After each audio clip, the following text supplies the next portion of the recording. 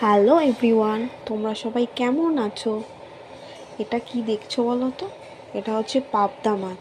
আজকে আমি পাবদা মাছের ঝাল দেখাবো তোমাদেরকে। প্রথমে পাবদা মাছটাকে নুন হলুদ ভালো করে লাগিয়ে তার গায়ে হলুদ করে দিলাম। হয়ে যাওয়ার পর এইদিকে শিল পেতে, তোমরা কি শিলনোড়ায় বাটো? আমি কিন্তু শিলনোড়ায় মশলা বাটি। শিলনোড়া 2 চামচ পোস্ত আর 1 চামচ সর্ষে আর 2-3টে কাঁচা লঙ্কা দিয়ে ভালো করে নিয়েছি, একদম ফ্রাই করার মতন বেটে নিয়ে এইদিকে আমি তোমার গরম করতে বসিয়েছি। ভালো করে তেলটাকে গরম করতে হবে। ভালো করে যদি তেল গরম না করো, তেল কিন্তু তোমাকে এসে ছ্যাঁকা দেবে।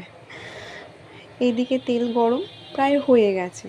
তেল গরম হয়ে যাওয়ার পর আমি একটা করে পাবদা মাছ ছাড়তে শুরু করে দিয়েছি। পাবদা মাছ ছাড়তে গিয়ে যা হলো, সে পাবদা আমাকে এসে, তুই আমাকে মারছিস, আমি তোকে মারবো, এত ফেটেছে না, সেই বাঁচাও বাঁচাও কেস। সেই যাই হোক, তার মধ্যেখানে ভাজলাম, ভেজে তুলে নিয়েছি। ভাজার পর এইদিকে যে সর্ষে পোস্তটা যেটা বেটে রেখেছিলাম না, সেইটা এবার ওই তেলে দেবো। কিন্তু তেলে দেওয়ার আগে তার আগে একটা ফোড়ন দিয়েছি। একটা হচ্ছে কাঁচা লঙ্কা 2টো চিড়ে আর হচ্ছে একটু কালো জিরে।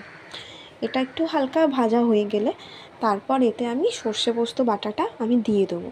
সর্ষে পোস্তটা বাটাটা দেওয়ার পর একটু হালকা নেড়ে নিয়ে তারপর ওর মধ্যে একটু হলুদ গুঁড়ো আর এইদিকে হচ্ছে দিয়ে একটু কষে নিয়ে তারপর জল দিয়ে দেবো। ওই বাটিটা ধুয়ে আমি জলটা দিয়ে দেবো। জলটা দিয়ে একটু ফোটার পর তারপর পাবদাটা দিয়ে দেবো। পাবদা মাছটা দিয়ে ভালো করে 2 থেকে 3 মিনিট ফুটিয়ে নেব। তোমরাও তাই ফুটিয়ে নিও। ফুটিয়ে নিলে ওই ফ্লেভারটা ওর মধ্যে চলে যায়, সর্ষে ফ্লেভারটা দিয়ে এরম ভালো করে ফুটিয়ে নিয়ে দেখো এরকম দেখতে হবে। ঠিক এরমভাবেই জিনিসটা তোমরা করবে। আর আমারও সঙ্গে সঙ্গে পাবদা মাছ রান্নাটাও হয়ে গেল।